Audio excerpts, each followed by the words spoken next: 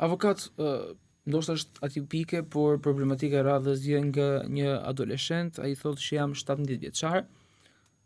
Kurioziteti më shtyr që të provoj një eksperiencë seksuale, duke qenë se nuk e kisha provuar më herët. Zgjodha eskortat, që quhet në gjuhën moderne, për të provuar këtë lloj eksperience, por frika ime, duke qenë se kam dëgjuar shumë lajme në rrjetet sociale, thotë ky djalosh, ishte nëse më kap ligji dhe autoritetet, çfarë ndodh? Atëherë kryerja e marrëdhënieve seksuale, së pari djaloshi është i moshës 17 vjeç, do të thotë e ka arritur pjekurinë seksuale dhe ai mund të kryejë marrëdhënie seksuale me një grua apo me një femër, me një gocë, me një bashkëmoshatare apo me një grua tjetër dhe natyrisht nuk ka asnjë gjë të keqe nëse ai ka një të dashur dhe kryen dashuri me atë, kryen marrëdhënie seksuale, nuk është e ndaluar një fakt i tillë nëse të dy këta persona duhen me njëri tjetrin dhe natyrisht dashuria ka edhe seksin brenda. Por nëse vim tek pyetja konkrete që djaloshi ka kontaktuar me një eskort, gjë që kjo nuk është e lishme, pra në vendin ton, edhe pse ka shumë faqe të cilat mund të gjeten lehtësisht, mjafton të googullosh, të gjesh dhe ka shumë goca të cilat janë eskorta, pra ato të vinë në shtëpi, të vinë kudo që mund të jesh, mjafton t'i çosh lokacionin, vjen me taksi, pra në çdo cep të Republikës, këto eskorta të vinë për një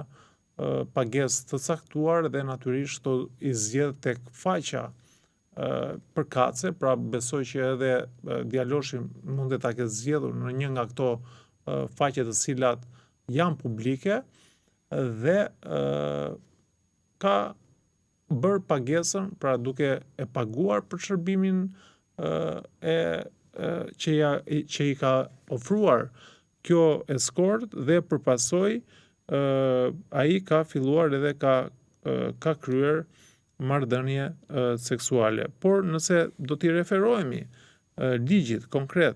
lidhur me kryerjen e marrëdhënieve seksuale, këto marrëdhënie janë me pagesë, si në rastin konkret janë midis një eskorte dhe një të mituri, dhe një jo të mituri, por një djaloshi, atëherë ligji e ka përcaktuar, kodi penal e ka përcaktuar që personi që ushtron prostitucion, sepse kjo quhet prostitucion,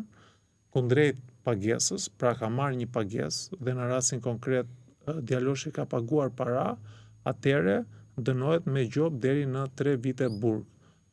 Dhe për atë që e merr këtë shërbim dhe ofron shpërblimin, që është djaloshi, ka të njëjtin dënim, pra me gjop deri në 3 vite burg. Kështu që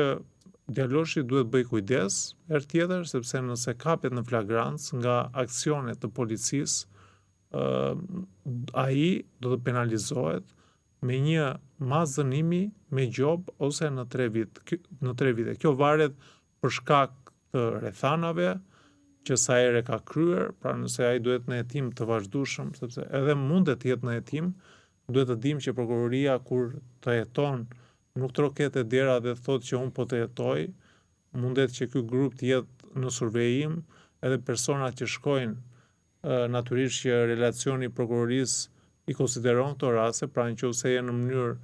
me shumë episode, atëherë ke rrethana rënduese dhe mundet që të rrezikoj burgun.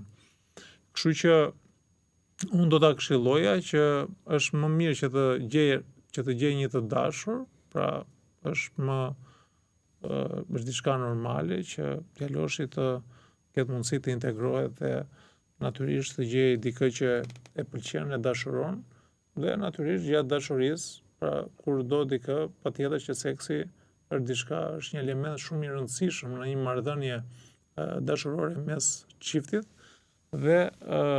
nuk do të rrezikoj me burg apo me gjop. Kështu që duhet të kesh kujdes herë tjetër, por natyrisht për publikun, është një mendim imi personal që ka ardhur koha. Ky podcast vjen për ju me mbështetjen e X1, Philip Lane Residence dhe 1001 Solutions.